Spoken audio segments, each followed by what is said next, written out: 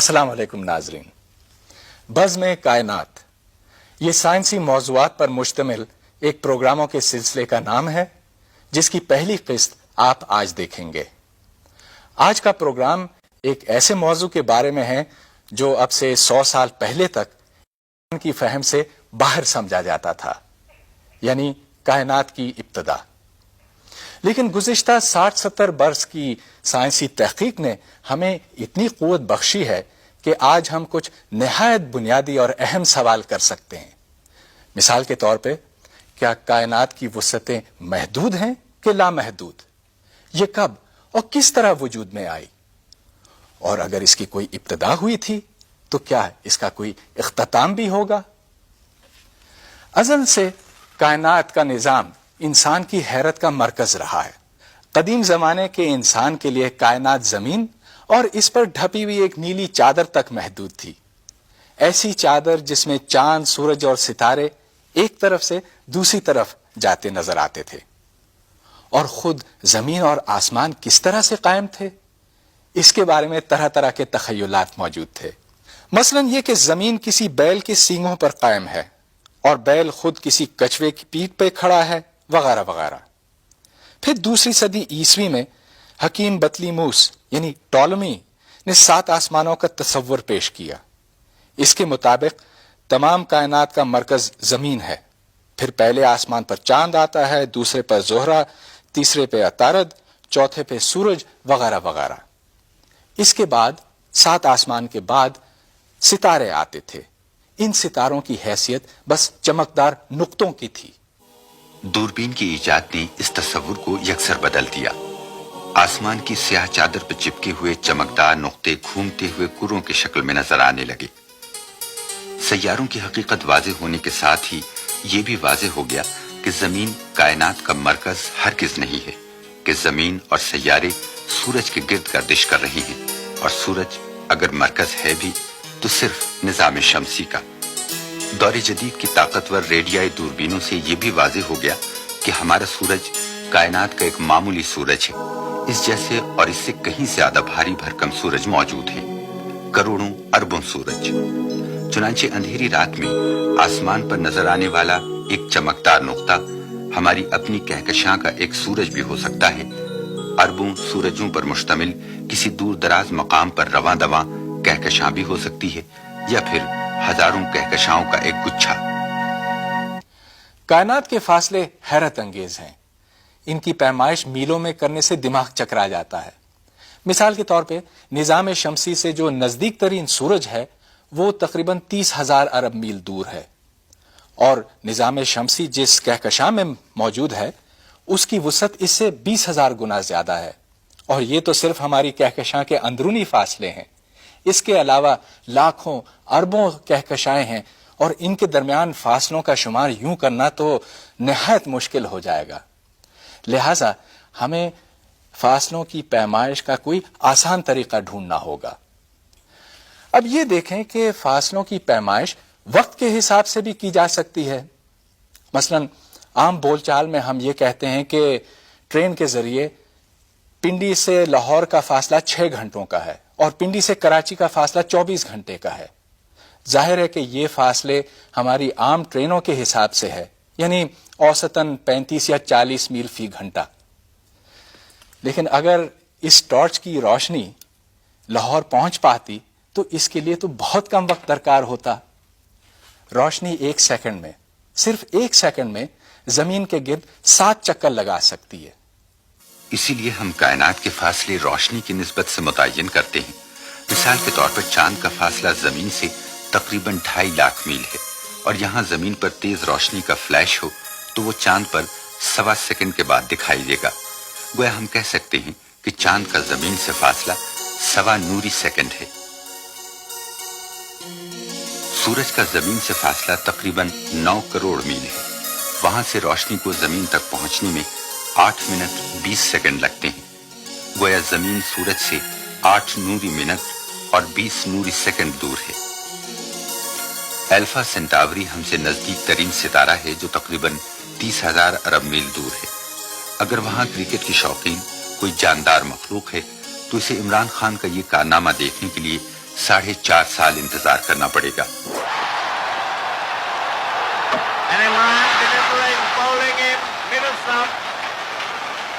کیونکہ T V کا signal روشنی کی رفتار ہی پر چلتا ہے. اگر اسی واقعے کو ہماری کہکشاں کے دوسرے سرے پر کوئی دیکھنا چاہے تو اسے 60,000 سال انتظار کرنا ہوگا. یہ فاصلہ یقیناً بہت بڑا ہے، لیکن دوسری کہکشائیں تو لاکھوں کروڑوں نوری سال دور ہیں. اس وقت تک کا اندازہ ہے کہ تمام کائنات تقریباً 15 ارب نوری سال وسیع ہے. رات کے سیاہ آسمان پر ایک نظر ڈالیں. آپ کو یہ محسوس ہوگا کہ تمام ستارے ایک جگہ پر ساکت کھڑے ہیں.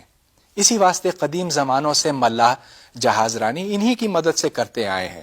ستاروں کے مختلف جھرمٹوں کو نام بھی دیے گئے اور ان کی صحیح پہچان رکھنا انتہائی اہم ہوتا تھا. ان جھرمٹوں کی اہمیت اس لیے تھی کہ ہزاروں سالوں کے مشاہدے کے باوجود ان میں کسی طرح کی تبدیلی نہیں دیکھی گئی تھی.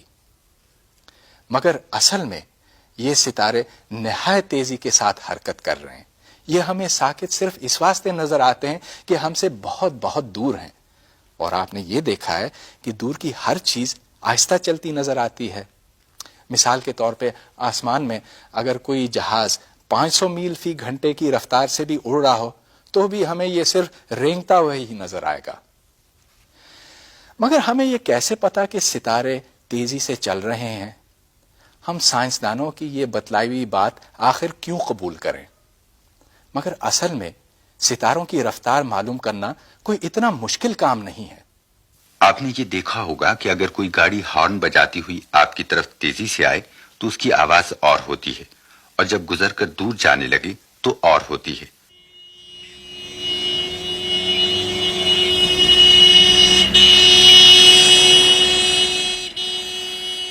یہ بات آواز اور روشنی دونوں پر صادق آتی ہے. یعنی اگر کوئی چیز حرکت کرنے لگے تو اس سے نکلنے والی روشنی کی فریکوینسی یا رنگ میں فرق آ جاتا ہے. اس اصول کو ہم کسی جسم کی رفتار معلوم کرنے کے لیے استعمال کر سکتے ہیں. اگر کسی عنصر کو گرم کیا جائے تو اس میں سے مخصوص رنگوں کی روشنی خارج ہوتی ہے جو ایک خاص نمونہ بناتی ہے. اگر یہ عنصر ہماری طرف بہت تیزی سے دوڑنا شروع کر دے تو اس نمونے میں فرق اس طرح سے آ جائے گا، اور اگر یہ ہم سے دور بھاگنے لگے تو فرق یوں ہوگا، اور وہ جتنی تیزی سے ہم سے دور بھاگے گا اتنا ہی فرق بڑھتا چلا جائے گا.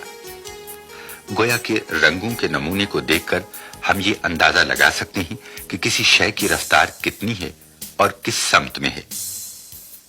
چنانچہ ستاروں سے آنے والی روشنی کے جائزے سے معلوم ہوا ہے کہ وہ اپنی جگہ ساکن نہیں ہے بلکہ مسلسل حرکت میں ہے. ستاروں کے یہ جھرمٹ ہمیں ساکن اور مستقل نظر آتے ہیں، لیکن لاکھوں کروڑوں سال پہلے اگر ہم انہیں دیکھتے تو ہمیں ان کے مقام مختلف نظر آتے، اور لاکھوں کروڑوں سال بعد اب اس سے مختلف ہوں گے. ہمیں یہ اس لیے ساکن نظر آتے ہیں کہ یہ بہت دور ہیں. چنانچہ کائنات میں موجود ستاروں اور کہکشاؤں کی رفتار کا اندازہ ہم ان سے آنے والی روشنی کی مدد سے لگا سکتے ہیں. اس روشنی کا تجزیہ ایک امریکن ماہر فلکیات ایڈون ہبل نے کئی سالوں تک کیا. سن 1920 میں اسپیکٹروسکوپ اور دوربین کی مدد سے ہبل ایک انتہائی حیران کن نتیجے پر پہنچا. یعنی جو ستارے اور جو کہکشائیں ہمیں نظر آتی ہیں وہ اصل میں انتہائی تیزی کے ساتھ ہم سے دور بھاگتی جا رہی ہیں. اس نے یہ بھی دیکھا کہ جو کہکشائیں زیادہ فاصلے پر ہیں ان کی رفتار زیادہ ہے، اور جو قدرے نزدیک ہیں ان کی رفتار کم ہے. اس کی تصدیق بہت سے دوسرے سائنسدانوں نے بعد میں کی. اس سے ہمارے ذہن میں ایک تصور جنم لیتا ہے کہ تمام کہکشائیں، تمام ستارے زمین سے پیدا ہوئے اور پھر کسی عظیم دھماکے کے نتیجے میں خلا میں منتشر ہو گئے. ظاہر ہے کہ جو ستارے زیادہ تیزی سے نکلے وہ زیادہ دور پہنچ گئے ہیں. بالکل اس دوڑ کی طرح جس میں تیز بھاگنے والے بچے زیادہ باہر نکل گئے، یا بم کے دھماکے کی طرح جس میں زیادہ رفتار سے خارج ہونے والے ٹکڑے زیادہ دور پہنچ جاتے ہیں. اگر یہ فلم الٹی چلائی جائے تو وہ تمام چیزیں جو ہم سے دور بھاگتی نظر آ رہی ہیں سمٹ کر زمین میں سما جائیں گی، گویا کسی ابتدائی وقت میں یہ سب زمین کا حصہ تھی. اس سے یہ محسوس ہوتا ہے جیسے زمین ہی کائنات کا مرکز ہو. تو کیا کائنات کی ابتدا زمین سے ہوئی تھی؟ کیا حکیم بطلیموس کی یہ بات کہ کائنات کا مرکز زمین ہے واقعی درست تھی؟ نہیں، ایسی کوئی بات نہیں ہے. اگر ہم نے زمین کو کائنات کا مرکز سمجھا تو ہم ایک بہت بڑی غلطی کا شکار ہوں گے، وہی غلطی جو 1000 سال پہلے عام تھی. حقیقت تو یہ ہے کہ کائنات کا ہر نقطہ، ہر مقام اس کے ابتدائی دھماکے کا مرکز ہے. اس کا مطلب یہ ہے کہ اگر ہم ہبل کا مشاہدہ یہاں سے نہیں لیکن کسی اور کہکشاں سے کریں تو ہمیں وہی چیز نظر آئے گی جو زمین سے نظر آتی ہے، یعنی تمام باقی کائنات، تمام کہکشائیں ہم سے دور ہوتی ہوئی نظر آئیں گی. اب یہ کیسے ہو سکتا ہے کہ مرکز یہ بھی ہو اور وہ بھی ہو اور وہ بھی ہو؟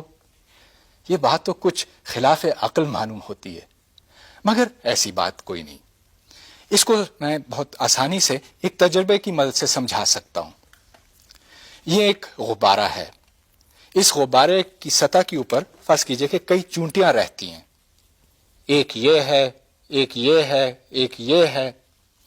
جیسے جیسے غبارہ پھولتا جاتا ہے ویسے ویسے ہر چونٹی یہ سمجھتی ہے کہ ہر دوسری چونٹی اس سے دور ہوتی جا رہی ہے.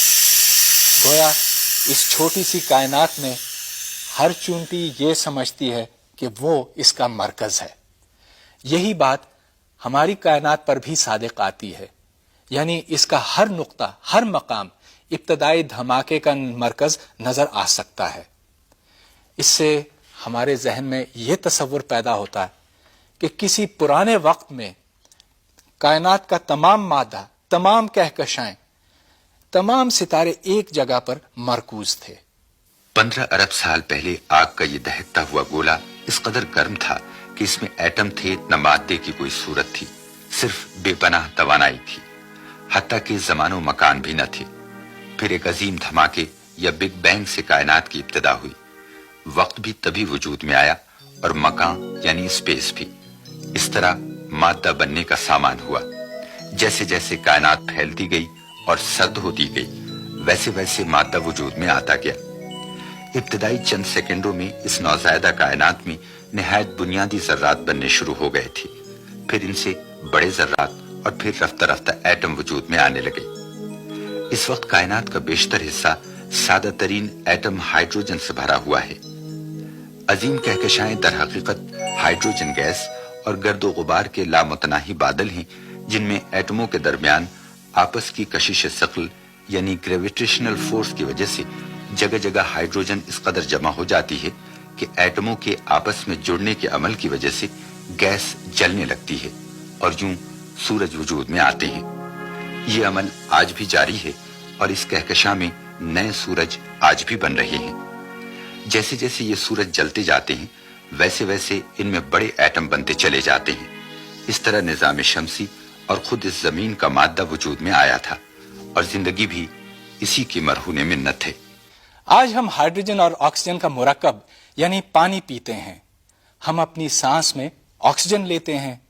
ہماری خوراک کاربن، نائٹروجن اور دوسرے عناصر سے بنی ہوئی ہے. لوہا ہمارے خون کا ایک جزو ہے اور کیلشیم سے ہماری ہڈیاں بنی ہیں.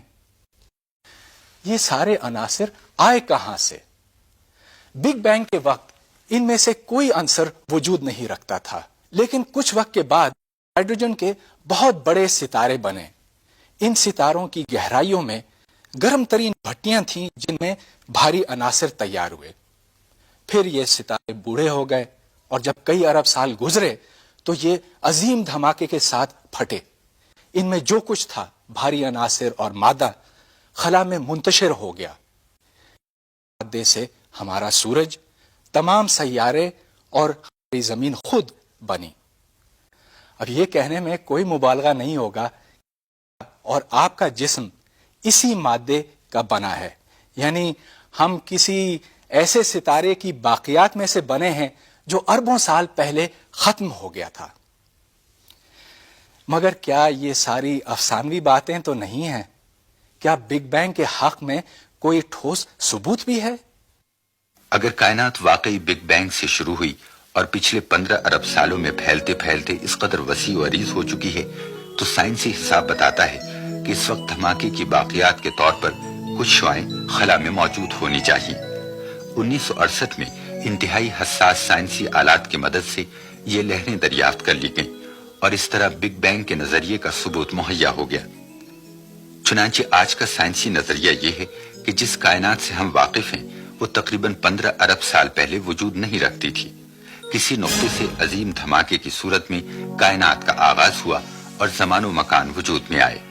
پھیلتی ہوئی کائنات میں توانائی نے مادے کی شکل اختیار کرنی شروع کی جو آج کہکشاؤں، سورجوں، ستاروں، سیاروں اور خود زندگی کی صورت میں کائنات میں پھیلا ہوا ہے، اور ان سب پر مشتمل کائنات پھیلتی جا رہی ہے۔ اب سوال یہ پیدا ہوتا ہے کہ ہماری کائنات کا انجام کیا ہوگا؟ کیا یہ مسلسل پھیلتی ہی چلی جائے گی یا اس کا پھیلاؤ کبھی رک جائے گا؟ اور رکنے کے بعد کیا یہ دوبارہ اپنے نقطۂ ازل کی طرف آ سکتی ہے؟ یعنی بگ بینگ کے بعد کیا بگ کرنچ کا وقت آ سکتا ہے؟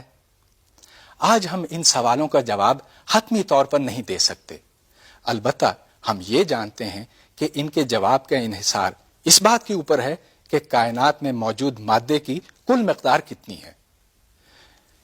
یہ اس طرح سے کہ اگر یہ مقدار ایک خاص حد سے کم ہو تو کائنات پھیلتی ہی چلی جائے گی اور اس کی کوئی انتہا نہیں ہوگی، لیکن اگر یہ اس حد سے زیادہ ہو تو کائنات کا مستقبل اس سے مختلف ہوگا۔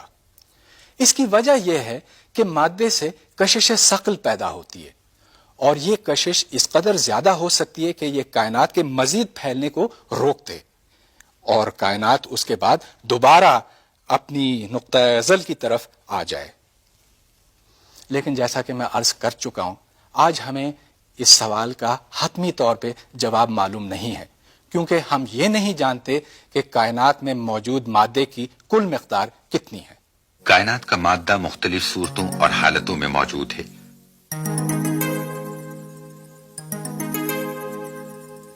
کچھ مادہ تو ان ستاروں اور کہکشاؤں میں ہے جنہیں ہم دوربینوں سے دیکھ سکتے ہیں۔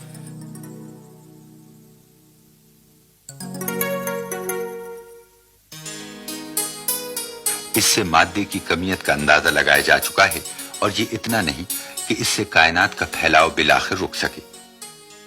لیکن کہکشاؤں کے اطراف میں ہائیڈروجن گیس کا ایک باریک مگر بہت دور تک پھیلا ہوا دھواں بھی ہے، جسے عام دوربینوں سے تو نہیں لیکن ریڈیائی دوربینوں کے ذریعے دیکھا گیا ہے۔ اندازہ ہے کہ اس گیس کی مقدار ستاروں اور کہکشاؤں کے مادے کی کل مقدار سے 5 یا 10 گنا زیادہ ہے۔ البتہ یہ بھی کائنات کے پھیلاؤ کو روکنے کے لیے ناکافی ہے۔ پھر بھی اور کئی شواہد ہیں جن سے نتیجہ نکلتا ہے کہ کائنات کا پھیلاؤ بالآخر رک جانا چاہیے، جس کا مطلب ہے کہ ابھی تک کائنات کا تقریباً 90% مادہ ہماری نظروں سے اوجھل ہے۔ ناظرین، آج کے پروگرام میں کائنات کی ابتدا کا وہ نظریہ پیش کیا گیا جو بگ بینگ تھیوری کہلاتا ہے، لیکن اس کے علاوہ دوسرے سائنسی نظریے بھی ہے۔ ان میں سے سب سے اہم دی اسٹیڈی اسٹیٹ کریشن تھیوری ہے۔ اس تھیوری کے بقول کائنات کی کوئی ابتدا نہ ہوئی، بلکہ اس میں جو مادہ ہے وہ مسلسل وجود میں آتا جا رہا ہے۔ لیکن اب سوال یہ پیدا ہوتا ہے کہ ہم ایک اور دوسری تھیوری میں فرق کس طرح سے کر سکتے ہیں؟ ہمیں کیا پتا کہ بگ بینگ صحیح ہے کہ اسٹیڈی اسٹیٹ صحیح ہے؟ کیا یہ ساری باتیں کسی سائنسدان کے دماغ کی اختراع تو نہیں ہے؟ نہیں، ایسا بالکل نہیں ہے۔ سائنس ہر تھیوری سے یہ تقاضا کرتی ہے کہ وہ ٹھوس ثبوت فراہم کرے۔ بگ بینگ یہ ثبوت فراہم کر سکی، اس واسطے وہ قائم ہے، جبکہ اسٹیڈی اسٹیٹ نہیں کر سکی، اور اسٹیڈی اسٹیٹ اور اس طرح کی دوسری تھیوریوں کو بالآخر رد کرنا پڑا۔ حال میں بگ بینگ کے حق میں کچھ مزید ثبوت ملا ہے۔ پچھلے سال سے ایک مصنوعی سیارہ کائنات میں موجود لہروں کو دیکھ رہا ہے۔ اس مصنوعی سیارے کا نام کاسمک بیک گراؤنڈ ایکسپلورر ہے، اور اس سے موصول ہونے والی معلومات سے پتہ چلتا ہے کہ وہی لہریں خلا میں موجود ہیں جو بگ بینگ کے نظریے سے مطابقت رکھتی ہے۔ پھر بھی کائنات میں بہت سے ایسے راز ہیں جو آج ہماری نظروں سے اوجھل ہیں، مگر ہمیں بے صبر نہیں ہونا چاہیے۔ آخر کائنات کو شروع ہوئے 15 ارب سال سے زیادہ ہو چکا ہے اور انسان نے اپنے سائنسی سفر کا بس آغاز ہی کیا ہے۔ اب اجازت دیجیے، خدا حافظ۔